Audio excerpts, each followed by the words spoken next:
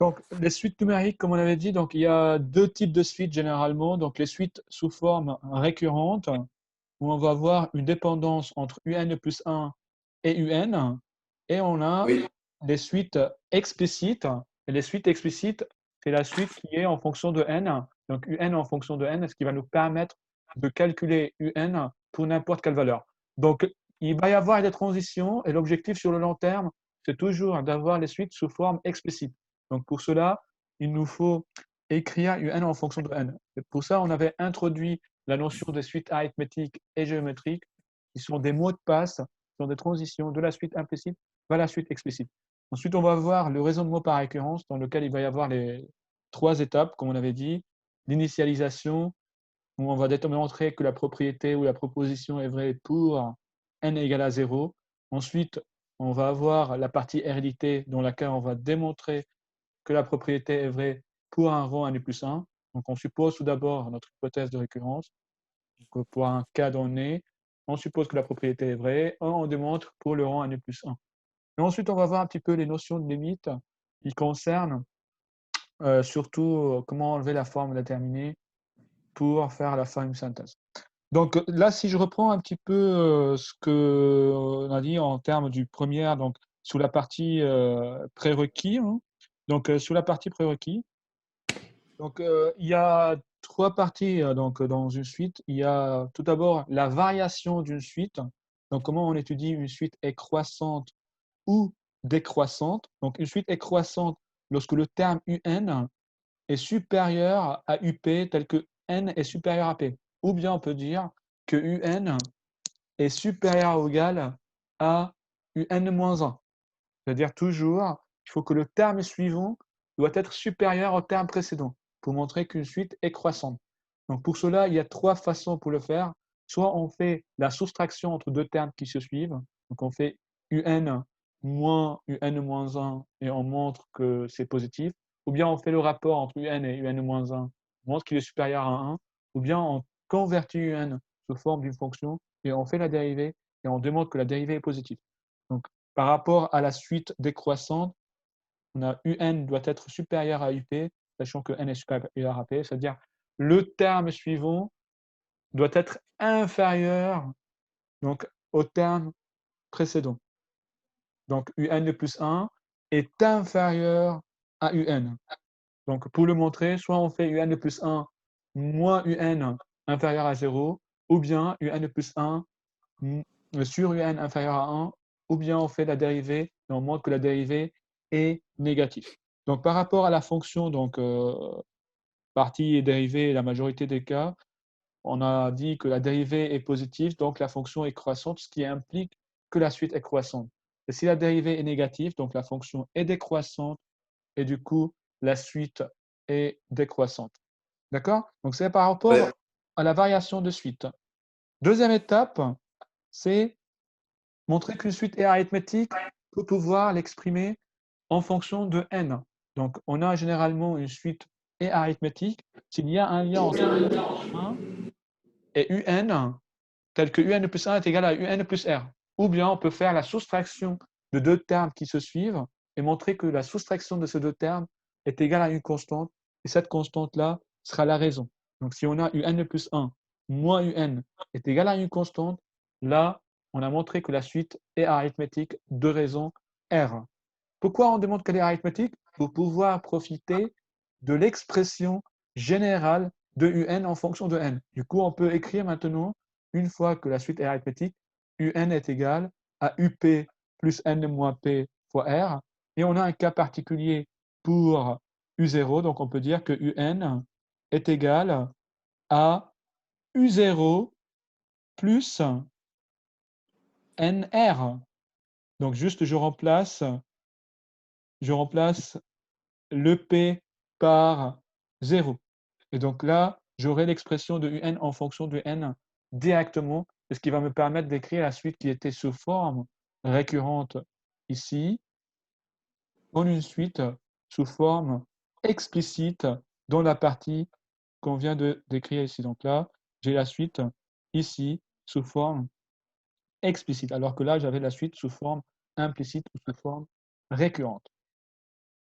Donc après, pour voir la variation d'une suite de cette façon-là, si on a la raison est positive, ça veut dire quoi la raison positive? Ça veut dire un plus un moins un est supérieur à zéro, c'est-à-dire la suite est croissante. Par contre, si la raison est négative, là on en déduit que la suite est décroissante. Et si la raison est nulle, on en déduit que la suite est constante. Donc deuxième étape, c'est la suite donc la somme de termes d'une suite, la somme de termes d'une suite arithmétique, c'est un plus 1. Donc là, si on veut faire up plus up-1 plus jusqu'à un, on regarde, il y a deux paramètres très importants. Ce que je conseille toujours, c'est de dire que cette quantité-là, ça revient au nombre de termes. Donc nombre de termes qu'il y a entre up et un, c'est n moins p plus 1. Comme par exemple, entre u0 et un, j'ai n plus 1. Par contre, entre u1 et un, j'ai n termes. Mais de u0 à un, j'ai n plus 1 termes. Donc là, cette partie-là représente le nombre de termes fois le premier terme plus le dernier terme divisé par 2. Donc, si on veut le retenir de cette façon-là, donc on a le nombre de termes fois le premier terme plus le dernier terme divisé par 2. Et cette méthode me permet de calculer directement le nombre, donc la somme des termes d'une suite arithmétique. Donc là, on a la somme des termes de 1 jusqu'à n, par exemple. Ensuite, après avoir vu la suite arithmétique, on va pouvoir passer à l'étape suivante pour en déduire la suite géométrique. Donc la suite géométrique, pour montrer qu'une suite est géométrique, nous avons un plus 1 est égal à un fois q. Donc soit on fait le rapport entre deux termes qui se suivent, donc un plus 1 sur un est égal à une constante. Donc si je fais un plus 1 sur un est égal à q, et q c'est la raison de ma suite géométrique. Donc je commence toujours par des termes simplifiés, donc les 5 premiers termes. Donc je commence U1 sur U0 est égal à U2 sur U1 est égal à U3 sur U2 est égal à U4 sur U3. Et j'en déduis que cette quantité-là, c'est égal à la constante, qui est la raison. Pour finir, en démontrant que UN plus 1 sur UN est égal à une constante. Donc une fois qu'on a montré que la suite est géométrique, je peux utiliser son mot de passe. Donc son mot de passe pour pouvoir l'écrire en fonction de n. Et son mot de passe, c'est un est égal à up fois q à la puissance n moins p. Donc un cas particulier, c'est quoi? C'est un pour p égale à 0 est égal à u0 fois q à la puissance n. Ces expressions-là vont me permettre de d'écrire en réalité la suite directement en fonction de n, donc l'écrire sous forme explicite. Donc passer d'une suite qui était sous forme récurrente ici, donc il y a un lien entre un plus 1 et un. Donc là, c'est une suite où on a, pour calculer U100, j'ai besoin de passer par U99, et pour calculer U99, j'ai besoin de savoir U98. Alors que là, dans cette forme-là, j'ai une suite où je peux calculer directement U100 juste en remplaçant n par 100 sans besoin de savoir le terme précédent. Donc, si on veut regarder maintenant la croissance et la variation au niveau d'une suite géométrique, si Q est supérieur à 1, on est dans une suite croissante. Il faut savoir que Q, donc, est multiplié par U0 et il faut dire que ton U0 doit être positif pour qu'elle soit strictement croissante. Si Q est compris entre 0 et 1, ben là, je suis dans une situation où la suite est strictement décroissante. Et la suite sera constante si Q est égal à 1 ou si Q est égal à 0. Dans le cas où une suite, donc là, on a Q négatif, on peut avoir à la fois une suite qui sera croissante et décroissante, et là, elle va être alternée, donc elle n'est pas monotone. Ensuite, donc, nous avons la partie qui concerne la somme des termes d'une suite géométrique.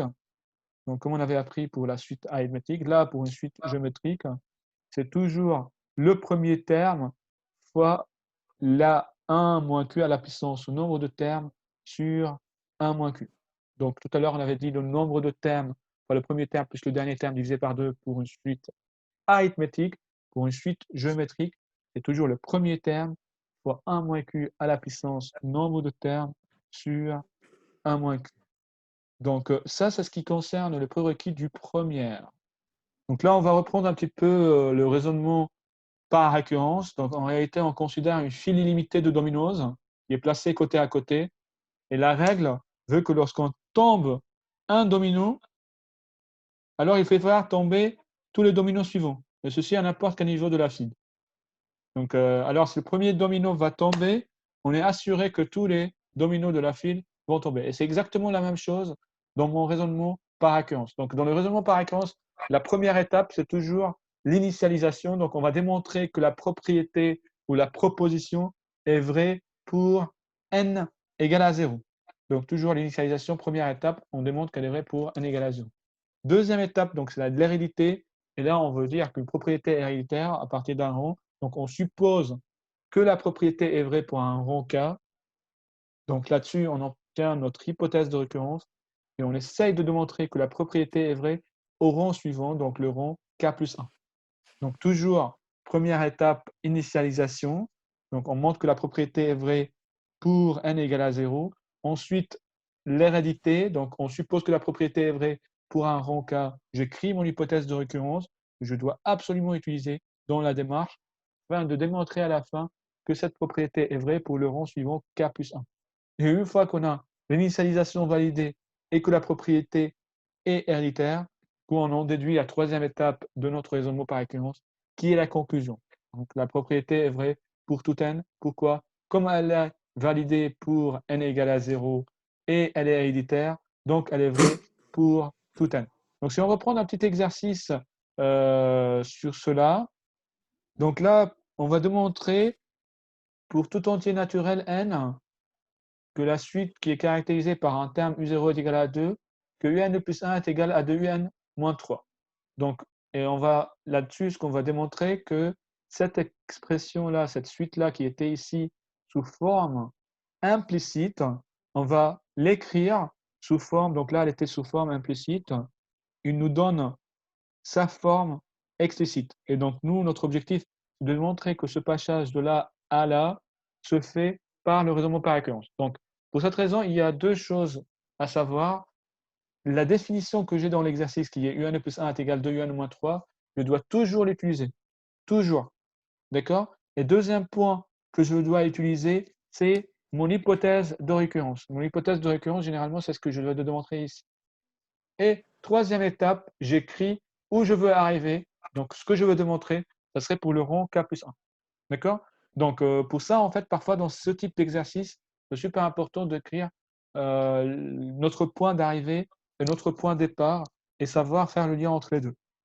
Donc, première étape, donc on a dit l'initialisation. L'initialisation, donc je dois vérifier que cette propriété-là est vraie pour n égale à 0. Donc, pour n égale à 0, je remplace n par 0. Donc là, j'obtiens 2 à la puissance 0. 3 moins 2 à la puissance 0, ça fait 3 moins 1. Donc, c'est égal à 2.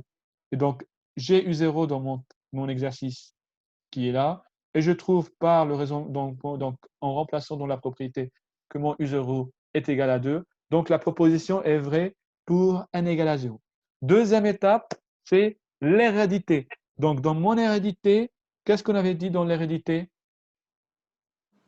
Dans mon hérédité, je dois supposer que la propriété est vraie pour le rond K. Et du coup, j'écris mon hypothèse de récurrence. Donc, mon hypothèse de récurrence dans cette situation sera qu'UK est égal à 3 moins 2 à la puissance K. Et je dois démontrer que la propriété est vraie pour le rond UK plus 1 ici. Et donc, non, là, ce que j'ai, mais c'est ce que je dois démontrer pour le rond UK plus 1. Donc, j'écris UK plus 1. Ça doit être UK plus 1, c'est 3 moins 2 à la puissance K plus 1. C'est là où je dois arriver. À 3 moins 2 à la puissance K plus 1. Ouais. Donc là, c'est ce qu'on va arriver. Et cette valeur-là, cette notion-là, on peut l'écrire à la fin de mon exercice. Du coup, il faut trois choses à se rappeler pour pouvoir passer de UK plus 1 qui est par définition là de UK moins 3 pour arriver où? Pour arriver à cette expression-là. Donc, il y a deux choses. On a notre hypothèse de récurrence. Donc, mon hypothèse de récurrence qui est UK est égal à 3 moins 2 à la puissance K, je viens l'injecter, donc mon UK, je l'injecte dans cette valeur du UK. Donc, lorsque je vais injecter le UK, qui est mon hypothèse de récurrence, dans l'expression de UK plus 1 qui est donnée dans l'énoncé, j'obtiens 2 fois 3 moins 2 à la puissance K. Donc 2 fois 3, c'est 6. Moins 2 à la puissance K, ça fait moins 2 qu'à la puissance K plus 1. Et 6 moins 3, ça fait 3. Et j'aurai 3 moins 2 à la puissance K plus 1. Donc, c'est une fois que j'ai obtenu que UK plus 1 est égal à 3 moins 2 à la puissance K plus 1. Donc, j'ai déterminé que ma suite, donc là, par la propriété est héréditaire. Donc, une fois que la propriété est héréditaire et que l'initialisation est vraie, donc j'en déduis que la suite est vraie pour tout n. La proposition, on a dit, est vraie pour n égale à 0 et elle est héréditaire, donc elle est vraie pour tout n. Donc, pour les limites des suites, on avait dit donc toujours une suite, donc comme les fonctions, ils ont une certaine limite lorsque n tend vers l'infini. Donc, il faut se rappeler des 4 formes indéterminées qui sont infini sur infini, 0 sur 0, infini moins l'infini et 0 fois l'infini. Donc, lorsqu'on a limite quand n tend vers l'infini de 1 sur racine de n, c'est 0. Pourquoi? On se rappelle toujours du cas lorsque je lance un petit caillou sur un grand rocher, donc petit sur grand, l'effet c'est 0. Alors que le grand rocher sur un petit caillou, l'effet c'est immense, donc c'est infini. Donc petit sur grand, c'est 0, mais grand sur petit, c'est infini. Donc 1 sur infini, j'en déduis 0. Pareil, limite quand n tend vers l'infini de 1 sur infini, donc ça va faire 0. Pareil, n carré, on sait que c'est infini, donc 1 sur infini, c'est 0. Et pareil pour n à la puissance k. Là, toujours, je vais avoir infini. Donc 1 sur infini, c'est toujours 0. Dans la situation où une suite a là une valeur unique, donc là, on parle d'une suite convergente. Si j'ai une suite convergente et une autre suite qui est convergente, la somme des deux suites sera convergente. Donc, on va avoir une suite qui sera convergente et qui aura comme limite la somme des deux limites, L plus L'. Si on a pareil en termes de multiplication, la multiplication de deux suites convergentes nous donne une valeur convergente qui converge vers une valeur L fois L'.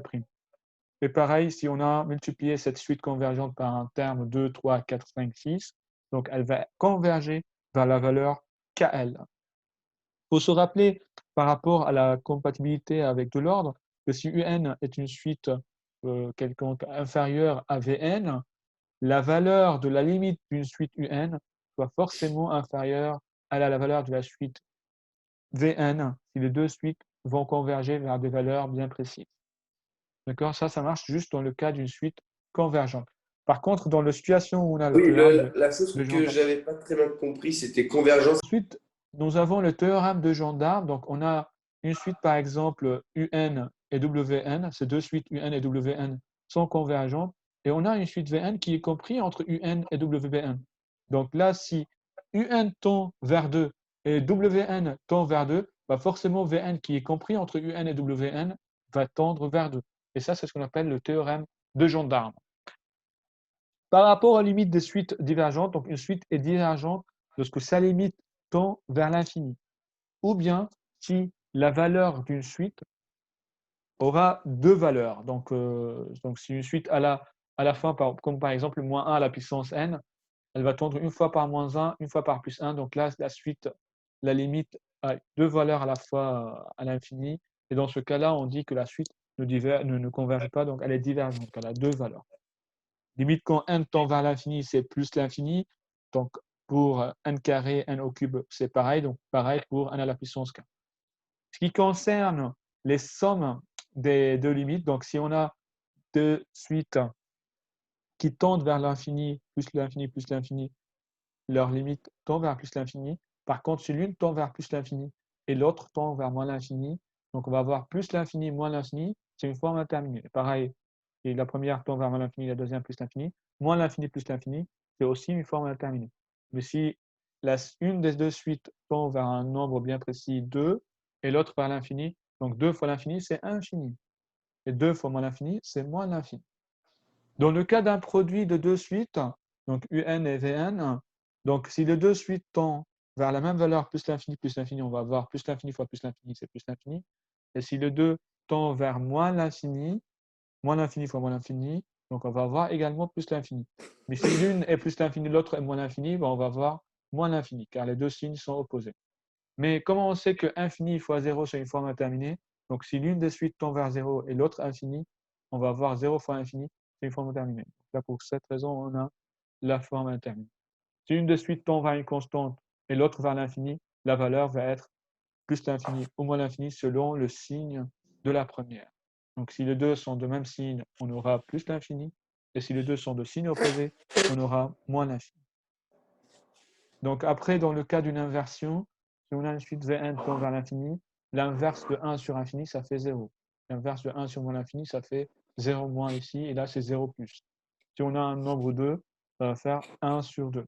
Et 1 sur 0, ça revient à faire grand sur petit ou petit sur grand. Parce que j'aurai 1 sur 0, ça fait grand sur petit. Et l'effet d'un grand rocher sur un petit caillou, c'est infini.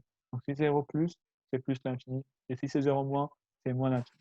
Donc la quatrième situation concernant les limites, ça serait le cas d'un quotient, on est avec des 0 plus et 0 moins. Et là, on en déduit. Donc déjà, on avait dit que si infini sur infini, c'est une forme indéterminée. Donc, cette situation-là qui englobe les deux suites avec des valeurs infinies sera une forme indéterminée. Et pareil dans le cas où on a 0 sur 0. Donc là, la situation où on a 0 sur 0, elle est égale à 1, forme indéterminée. Mais dans la situation où on a infini, donc là, on a 0 sur infini, c'est 0. Ce n'est pas une forme indéterminée, car un nombre sur infini, c'est 0.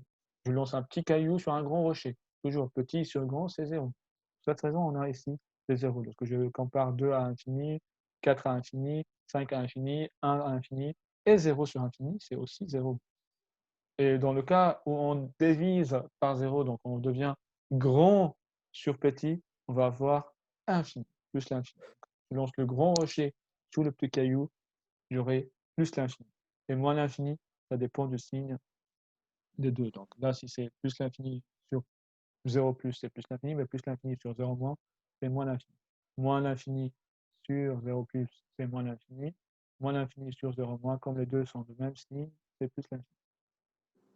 Et dans la situation où on va lancer pareil 2 sur 0 plus, donc c'est toujours grand sur petit, l'effet c'est infini. 2 sur 0 moins, les deux sont signes opposés, donc c'est moins l'infini. La dernière, c'est 2, donc là c'est moins 2. Moins 2 sur 0 plus, donc deux signes opposés, moins l'infini.